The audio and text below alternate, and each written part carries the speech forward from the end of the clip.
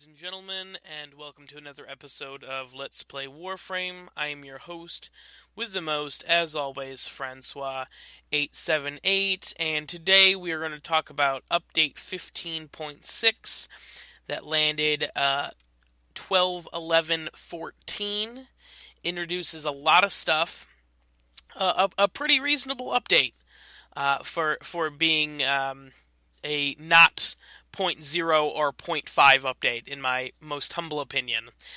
First things first, the Tenno reinforcements. The Comb is a plasma shotgun with a unique held trigger function. For every shot fired, the Comb gets an additional bolt, growing more lethal with every pull of the trigger.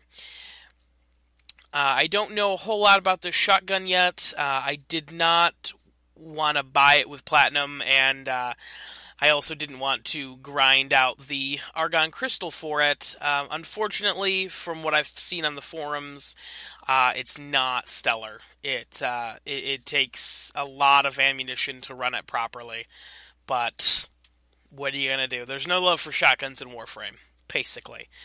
But next thing, Tenno relays are now open.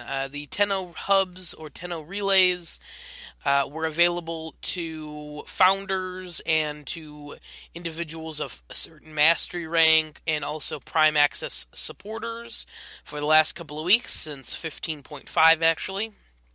And they are now open and available to everyone. They're still a little buggy, but they work. I think they're much smoother than they were. I was actually in there. If you want to check out my hub access video, I will link it in the description. I was actually there for the first public test, where it was, I believe, only founding members and people who had mastery rank of 15 or more were the only people allowed in. So, and since then, it has gotten much smoother, much less buggy. Still buggy, but much less buggy. All the syndicate rooms are still there. The northern hall is a little bit more flushed out. That's where you have like the mission control. You can go in there into the relays now and form squads and go on missions. And it really is the town center function that this game needed. Warframe. As much as we don't, as much as the MMO doesn't really come up a lot in describing Warframe, I haven't really heard it just used to describe Warframe very much.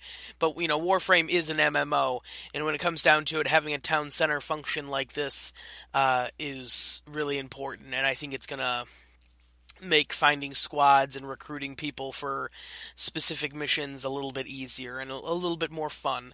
You can mingle with different people, and it's a cool new function to the game that I'm a big fan of.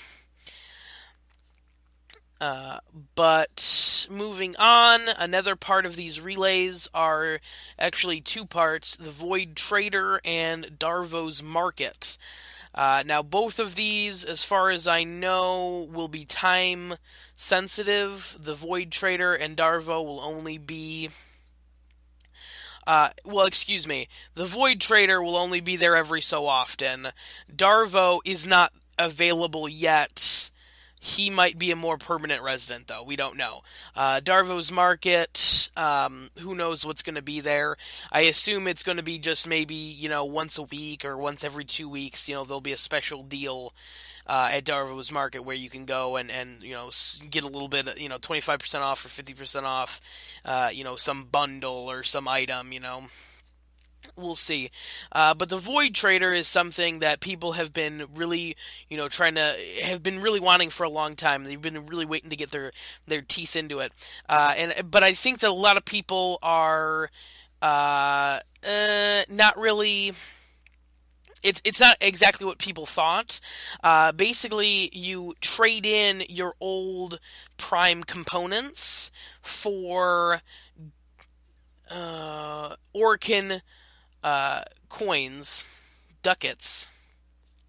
I think I've mispronounced that. We're gonna go with ducats.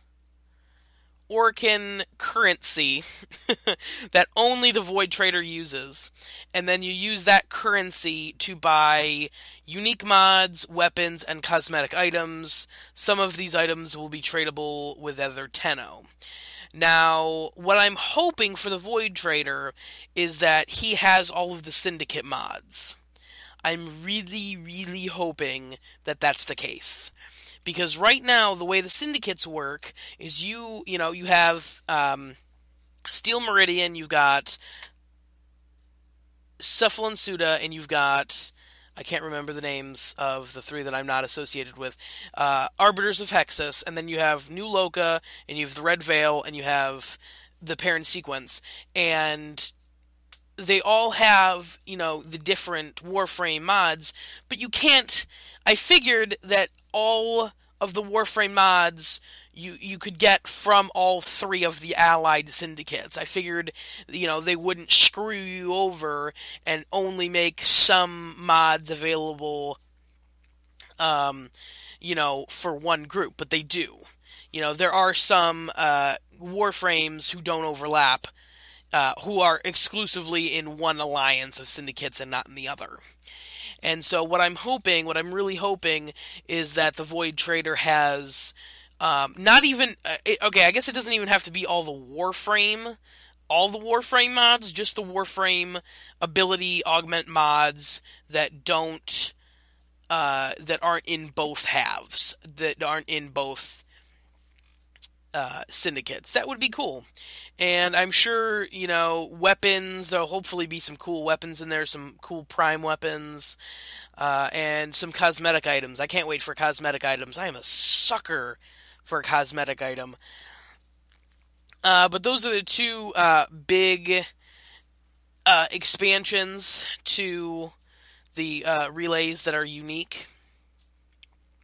As well as there's another new, it's not so much a new addition to the relays, but they've introduced Syndicate Medallions, which Syndicate Medallions drop similarly to credits during Syndicate missions. The Syndicate daily missions that spawn every day and change depending on your level.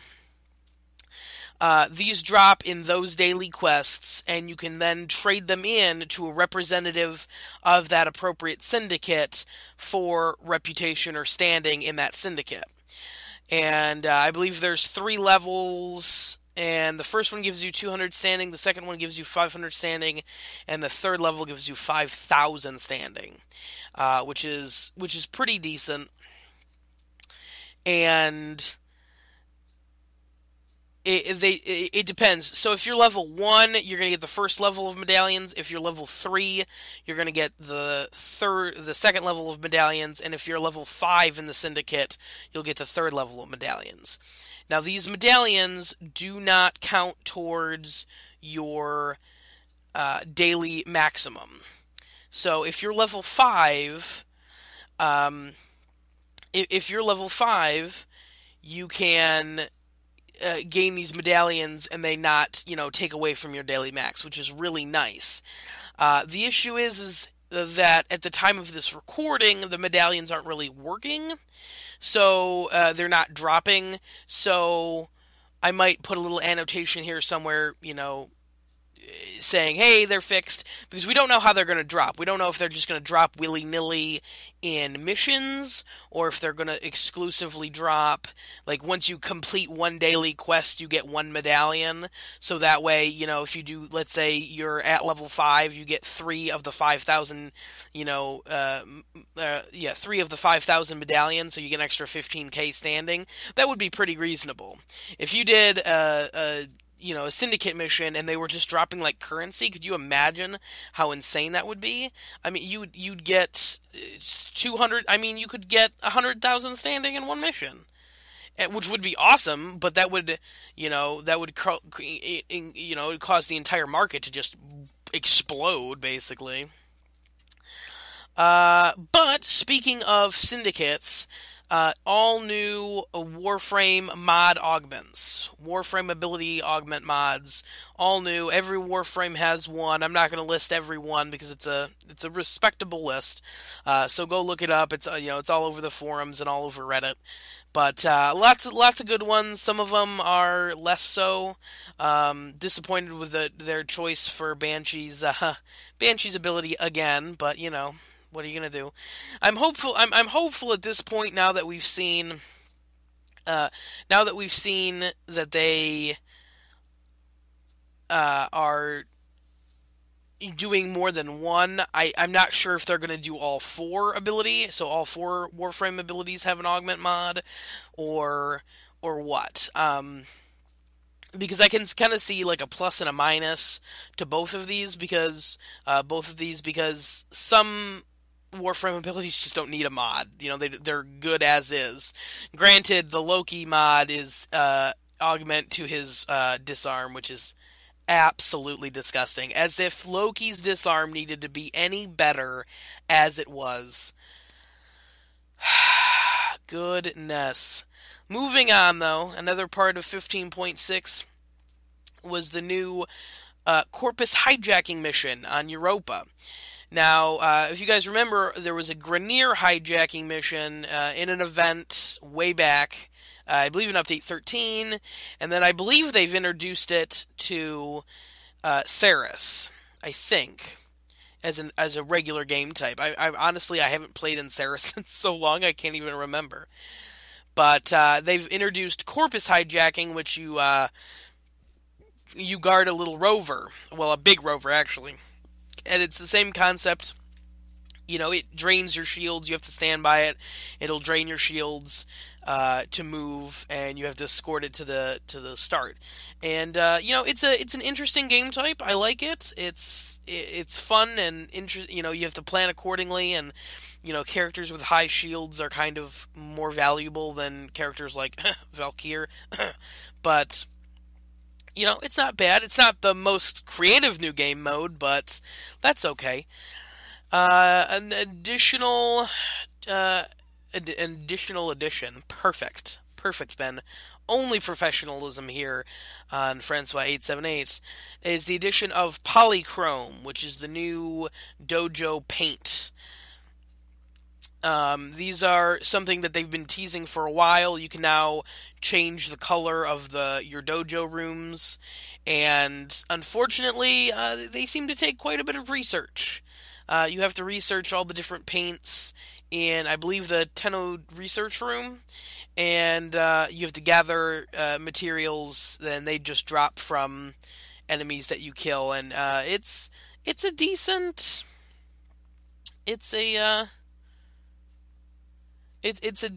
amount of work to do, but it is not essential for your enjoyment of the game, so it's something you can get over time. But those are most of the regular Warframe changes. There was also quite a number of just fixes and changes, as well as Archwing changes. The Velocitus got a buff, increased its magnetic damage from 500 to 1200. Multiplier is critical multiplier going from 2 to 3, which is amazing. The Dual Disseron got a buff as well. It goes from semi-automatic to automatic, and it gets a damage buff and actually doubles the size of the clip. Unfortunately, it did not help the accuracy at all. So it is still a very inaccurate weapon at range, but it's not as bad as it was. The Dual Disseron, I'm hoping I'm pronouncing that right. It is at least usable now, so that's nice. The Velocitus was decent before, now it's even better. Other Archwing changes. Interception rewards are now exclusively Archwing mods, so no more getting any natural talents, unfortunately. The duration of stun locks are reduced. Uh, and there was also a number of mods that were buffed: health, armor, shields, critical chance for melee and rifles, health, shield, armor for Warframes have also been buffed. And here's the real big thing. This is the biggest thing for Arcwing in this update, is that Warframe stats and mods no longer carry over to Arcwing performance. So you can't just use Rhino and Valkyr anymore. Those are not the only viable builds. As far as I know, Warframes that you put into your Arcwing are now purely cosmetic. Now all Warframes perform equally well while piloting an Arcwing, eliminating the need to use a specific Warframe for optimal Space Ninja performance. Now, I know what you guys are thinking. Oh man, this is going to be rough because, where are all of our shields, health, armor going to go? They gave the shields, health, and armor a respectable buff. So, it's not bad. It's not great. You're definitely not going to get the shields or health or armor counts that you were getting before, but it's not as bad as a lot of people thought. And I do believe that wraps up the majority of the changes for 15.6. Like I said, it was a pretty respectable... I mean, this was just a real quick run-through. It was a really respectable update. Definitely, deserving of your, time, definitely. But thank you very much. I might come out and later do a more in-depth review of the Comb shotgun, but we'll see. I've heard a lot of so-so reviews. I might actually eventually do that Arcwing video that I've been thinking about doing for a while now, just with my overall opinion of the entire Arcwing thing, because I did that from the update 15 megasode, and I just never got around to finishing it. But again, enough chit-chat. Thank you very much for watching, ladies and gentlemen. Please like, comment, subscribe. Hit me up on Twitter. The link is in the doobly-doo. I'd appreciate it very much. And we will see you again next time for another episode of Let's Play Warframe.